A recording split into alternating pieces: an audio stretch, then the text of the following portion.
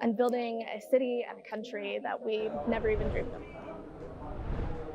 For our next story, we turn to West Asia, and Israeli Prime Minister Benjamin Netanyahu, while addressing a joint press conference with German Chancellor Friedrich Merz in Jerusalem today, has said that he will be meeting with US President Donald Trump later this month and hold further discussions on initiating the second phase of the Gaza peace plan. Let's take a listen in to the statements. And we discussed, of course, how to bring an end to the Hamas rule in Gaza, because that's an essential part of ensuring a different future for Gaza and a different future for us facing Gaza. So now opportunities for peace are there. We tend to exploit them. I'm going to discuss them with President Trump when I meet him later on this week.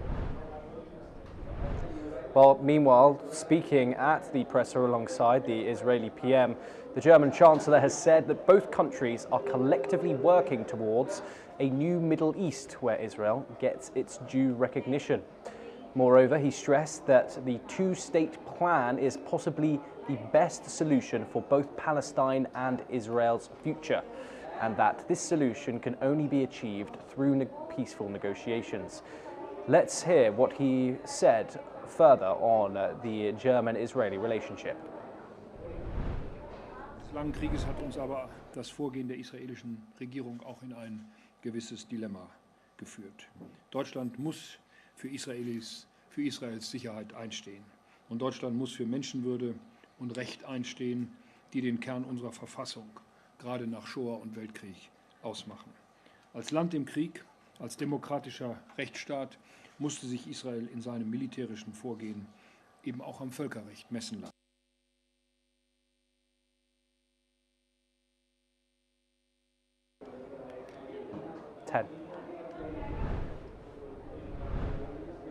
We stay in West Asia next, and Iran's foreign ministry says that 55 Iranians deported from the United States will return to their home country in the coming days, in the second such deportation under President Trump's immigration crackdown. In September, US officials said the US had identified about 400 Iranians to be deported, with the first flight carrying 120 making its way to Tehran via Qatar's capital. The transfers mark an unusual moment of coordination between the two nations at loggerheads over Iran's nuclear program, which Tehran says is purely civilian, but Washington asserts it's aimed at building a nuclear weapon. Let's take a listen into the statements. هر ایرانی هر جای دنیا که باشه آزاد هست هر زمان که بخواهد به ایران برگرده. دفتر حفاظت منافع ما تسهیلات لازم رو فراهم کرده و ظرف روزهای آینده حدود 50 نفر 55 نفر از این اتباع ایرانی به ایران باز خواهند گشت.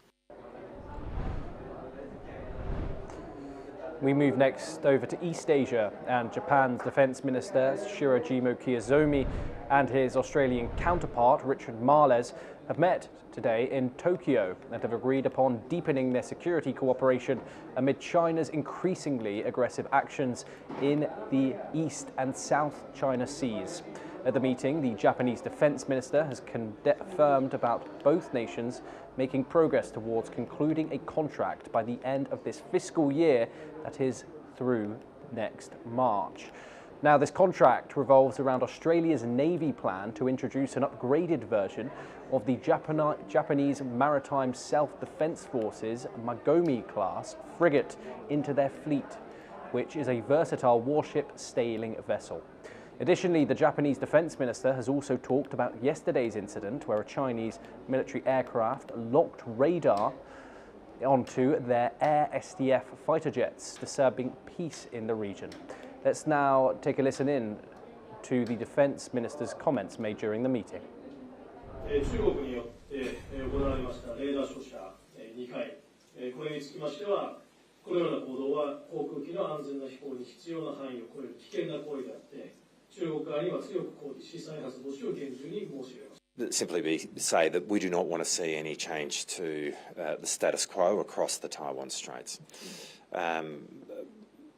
In general terms, Minister Koizumi and I spoke about the way in which Australia and Japan can work together to assert the rules-based order and provide for the peace and stability of the Indo-Pacific. Now, Germany's Foreign Minister Johann Wadephul is scheduled to visit China tomorrow, which will mark his very first trip to the country. This comes at a time when trade tensions between Beijing and EU countries remain intense, particularly in the matters of chips, mineral steel and electric vehicles. Let's listen in to what Wadephul said about the discussions that he could be holding during his upcoming trip to China.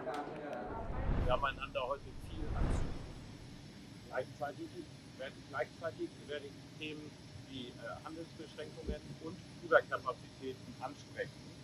Sie bereiten deutschen Unternehmen große Sorgen. Ich bin überzeugt, dass Deutschland und China beide ein Interesse an einem stabilen globalen Handel haben. Unternehmen brauchen dafür Kalkulierbarkeit und Sicherheit.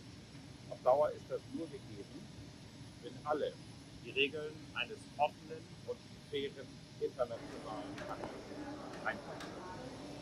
Aber jeder Next over to the Vatican, and Pope Leo called on the international community today to support communities in South and Southeast Asia hit by recent natural disasters. He reflected on his recent visits to Turkey and Lebanon, saying interfaith meetings show that dialogue can foster peace.